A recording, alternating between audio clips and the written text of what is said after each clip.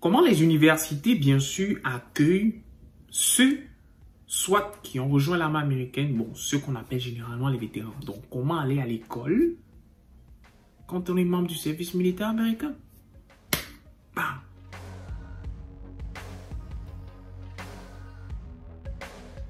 Salut à tous, mon nom est Ulrich Koussembe, membre de l'US Army Reserve en tant que 68 Delta. Si c'est bien sûr la première fois que tu vois mon visage, bien vouloir aller sur la cloche de notification, cliquer sur subscribe et avoir accès à toutes nos différentes vidéos. Alors aujourd'hui, nous allons parler d'un sujet que beaucoup de personnes se sont interrogées, à savoir comment est-ce que le civil, ou bien encore comment est-ce que les universités non militaires accueillent ceux-là, bien sûr, qui veulent continuer les études, bien encore ceux-là qui sont réservistes et veulent aller à l'école. Alors, cette vidéo sera vraiment assez courte parce qu'il n'y a pratiquement pas grand-chose à faire.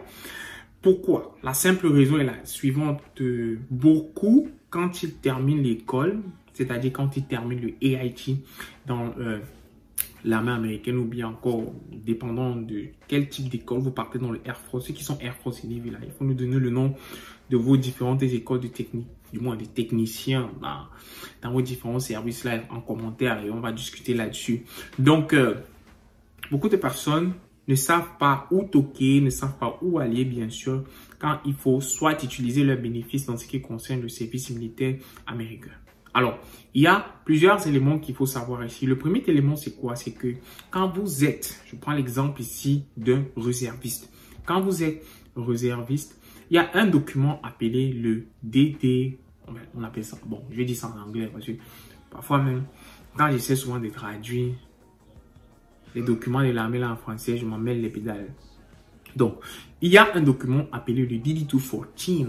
Le DD-214 là, ça veut dire quoi? Ça veut dire que quand vous étiez en formation, vous étiez considéré actif duty, c'est-à-dire un réserve activé. Quand vous étiez au AIT, on vous considérait comme un active duty. Maintenant, quand vous avez terminé votre formation, vous avez terminé votre AIT et tout, on va vous donner un document appelé DD-214. Et ce document appelé DD-214, c'est-à-dire DD-214, c'est dans ce document-là qui dit que vous avez terminé votre tâche en tant qu'actif duty et maintenant vous êtes relâché bien sûr à votre unité ou bien à quoi que ce soit.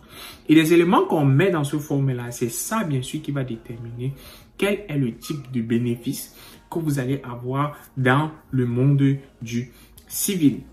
Donc, une fois que vous avez ce document-là, vous l'amenez dans l'université que vous voulez partir. Alors, avant de partir dans cette université-là, bien sûr, vous devez d'abord vous renseigner sur le processus, sur comment est-ce que vous devez aller soit à l'université, soit au community college. Je vais prendre par exemple l'État du Texas où avant d'aller à l'école, vous devez d'abord appliquer au niveau de tout l'État. Et maintenant, quand vous lancez votre application, bien encore quand vous lancez, genre je veux aller à l'école, vous partez dans cette application-là. Je ne sais pas trop comment ça se passe dans les autres États. Mais je pense, j'ai passé un temps en Californie, j'ai passé un temps au Oklahoma, j'ai passé un temps au Texas. J'ai un peu vu comment leur système fonctionne. C'est que vous appliquez d'abord à l'État. Et dans l'État maintenant, il y a les différentes écoles. Ou bien on va vous demander dans l'application, vous voulez faire quoi d'abord? Vous voulez faire 4 ans d'études directement? Ou bien vous voulez faire d'abord 2 ans d'études transférables à l'université? C'est-à-dire vous voulez faire un community college, comme on le dit généralement ici. Donc, vous allez sur cette application-là, je pense, pour le Texas, c'est applytexas.org, something like that, applytexas.org. Vous y allez, vous lancez votre application, vous sélectionnez l'école que vous allez. Et maintenant, l'école, l'État du Texas, ou bien encore l'État de Californie, l'État du Wisconsin, de Ohio et tout, va maintenant prendre votre application et l'envoyer dans l'école que vous avez désignée dans votre submission, dans la submission de votre dossier. Une fois que l'école aura reçu la submission de votre dossier, ils vont vous signaler par email, le email que vous avez mis quand vous avez lancé l'application à l'État du Texas. Ils vont maintenant vous signaler, l'école va vous, le Texas, du moins, l'État du Texas va signaler votre école.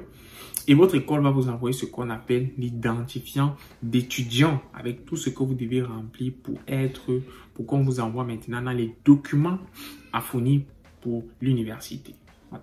Une fois que l'État vous envoie votre numéro, l'école vous envoie votre numéro d'étudiant, ils vont vous demander des tonnes de documents. Mais en tant que vétéran, ou bien en tant que, quand vous êtes dans le military service, le document le plus important, c'est ce qu'on appelle le DD-214, comme je l'ai dit ici. Donc, une fois que vous avez rempli tout cela, vous devez aller maintenant dans l'école, ou bien vous pouvez contacter l'école par Internet, ou bien encore aller sur le site de l'école, comme vous avez déjà fait vos recherches, comme je l'ai dit préalablement. Vous devez contacter le service des vétérans. Une fois que vous avez contacté le service des vétérans, dépendant de chaque État, il faut savoir que parfois le service d'admission ne connaît pas les différents bénéfices que le service militaire a. Donc à tout moment, ils vont toujours vous renvoyer au service des vétérans. Une fois que vous êtes arrivé au service des vétérans, le service des vétérans va vous montrer la liste de tous les différents bénéfices que vous avez en tant que militaire. Il sera maintenant à vous de choisir quel bénéfice est-ce que vous voulez utiliser. Et maintenant, quand vous aurez choisi le type de bénéfice ou bien encore le type d'avantage, comme on le dit souvent, le type d'avantage que vous voulez avoir dans le service militaire américain, il y aura encore une autre étape qui va faire en sorte que vous allez déposer, comme vous avez déposé vos dossiers à l'école, par l'État, du moins l'État envoyé à l'école, l'école vous a envoyé un numéro, vous repartez à l'école. L'école maintenant, en dessous du vétéran affaires, encore le service des vétérans, comme vous avez déjà sélectionné le type de bénéfice que vous voulez faire, il y a encore 2 ou 3 choses que vous devez remplir, c'est-à-dire le nom de votre unité, les choses basiques quoi, le nom de votre unité, votre identifiant d'étudiant. Ils prennent maintenant ça. Le service des vétérans maintenant va prendre les éléments que vous avez mis, envoyer maintenant encore à l'armée maintenant. Ils vont prendre ça et renvoyer à l'armée pour dire que ok, nous avons l'étudiant matriculé bla bla bla qui s'est enregistré à l'école. Maintenant, il veut utiliser ses bénéfices pour aller à l'école. Maintenant, votre unité, l'armée, va renvoyer encore la confirmation à l'université et là maintenant, vous allez bénéficier de l'argent pour aller à l'école. C'est très simple. Généralement, ce processus ne prend pas plus de 2 semaines. Très rapide et vous avez l'argent pour pouvoir aller à l'école. Merci d'avoir regardé la vidéo et nous nous revoyons bien sûr pour nos prochaines échéances. Ah, ciao, ciao la famille.